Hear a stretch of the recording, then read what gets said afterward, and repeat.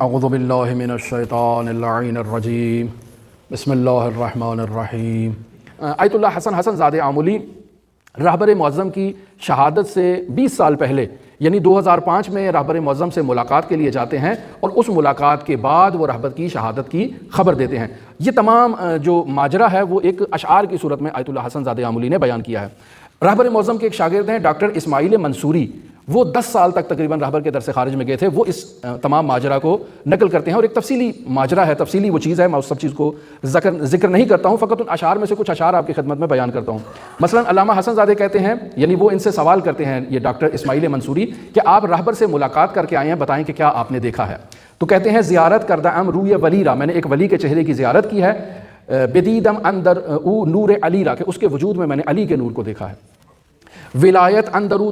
دارت تجلی، کہ اس کے وجود میں علی کی ولایت جو ہے وہ ظاہر ہو رہی ہے، زنورش دادے قلبم را تسلی، کہ اس کے وجود میں وہ جو ولایت ہے اس سے میرے وجود کو تسلی مل گئی ہے۔ یہ ایک سلسلہ آگے تک چل رہا ہے، اور پھر اس کے بعد جا کر کہتے ہیں شود جسم نحیفش اربعن نہیں، اس سے پہلے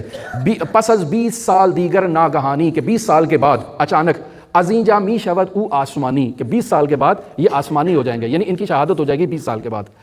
بود جان بازیش پے کے سعادت، کہ ان کی یہ جو شہادت ہے یہ سعادت کا سبب بنے گی، بغایت آرزو دارد شہادت، کہ اس کے اندر چونکہ اتنی شہادت کی آرزو ہے تو اس شہادت کی آرزو پر وہ پہنچ جائے گا۔ سر انجامش بخون آغشت گردد، کہ نتیجہ یہ ہوگا کہ وہ اپنے اس کے محاسن جو ہے وہ اسی کے اپنے ہی خون میں خضاب ہوں گے، اور وہ اپنے ہی خون میں جو ہے وہ آغشتہ ہوگا۔ جہان از رفتنش آشفت گردد، یعنی ان کی شہادت کے بعد پوری دنیا میں ایک جو ہے نا وہ نظم و نسق جو ہے وہ خراب ہو جائے گا، یہی جو آپ دیکھ رہے ہیں جنگ کا ماحول، یہ اس کی طرف اشارہ ہے۔ شود جس میں نحیفش اربعن اربعا، کہ اس کا کمزور بدن جو ہے وہ ٹکڑے ٹکڑے ہو جائے گا۔ ز بمب دشمن صہیون رسوا، یعنی بمب کا بھی ذکر کیا ہے کہ وہ اسرائیل کے بمب سے ان کی شہادت ہوگی۔ پھر فرماتے ہیں ولی خونش نویدی از ظہور است، کہ ان کا خون جو ہے وہ ظہور امام زمان کی ایک خوشخبری ہمارے لیے لے کر آئے گا۔ حضور اندر حضور اندر حضور است، کہ ان کی شہادت کے بعد ہم اس دنیا میں امام زمان کے حضور کو مشاہدہ کریں گے، یعنی امام زمان کے وجود انور کے آثار کو زیادہ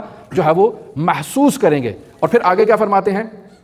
نقاب از چہرے مہدی می گشاید، کہ ان کا یہ شہادت حضرت امام زمان کے رخ انور سے جو ہے وہ پردے کو ہٹائے گا۔ وہ پھر فرماتے ہیں سرود فتح و شادی می سرایت، کہ ان کی شہادت سے یہ جو جنگ ہو رہی ہے اس کی طرف اشارہ ہے کہ فتح و نصرت و کامیابی کی جو ہے وہ ایک خوشخبری ان کی شہادت لے کر آئے گی۔ مداوا می کند درد جہاں را، یعنی ان کی یہ شہادت دنیا کے جو درد و غم ہیں اس کا وہ ایک علاج کرے گی۔ پھر فرماتے ہیں تمام درد پیدا و نہارا، یعنی وہ تمام درد جو ہمارے ظاہر ہیں اور وہ جو ہمارے اندر چھپے ہوئے ہیں ان تمام دردوں کا ایک علاج ہوگا۔ قلم بردارد و بنویس این حکایت، یعنی اس ڈاکٹر صاحب کو آغا حسن زادہ کہہ رہے ہیں کہ قلم اٹھاؤ اور یہ ساری چیزیں جو میں تمہیں بتا رہا ہوں لکھ لو۔ بگو کر دے حسن زادہ روایت، کہو کہ حسن زادہ نے یہ ساری چیزیں کہی ہیں، لیکن مکن انشاء کہ این سر نہانی، کہ اس پوشیدہ راز کو آپ نے افشا نہیں کرنا ہے۔ خودش روزی شود حرف جہانی، کہ ایک وقت ایسا آئے گا کہ یہ بات خود بخود پوری دنیا میں پھیل جائے گی اور لوگ اس حقیقت سے آگاہ ہو جائیں گے۔ بس یہ جو آیت اللہ حسن زادہ آملی نے رہبر معظم کی شہادت سے 20 سال پہلے تمام واقعہ کو